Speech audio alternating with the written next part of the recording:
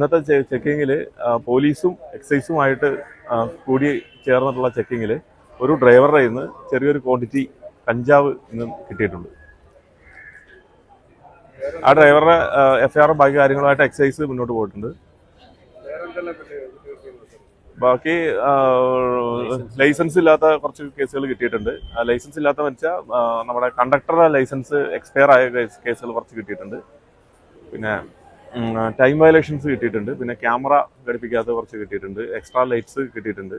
അപ്പോൾ air ഹോണൊക്കെ almost എല്ലാ വാഹനങ്ങളിൽ നിന്നും അഴിച്ചു മാറ്റിയിട്ടുണ്ട്.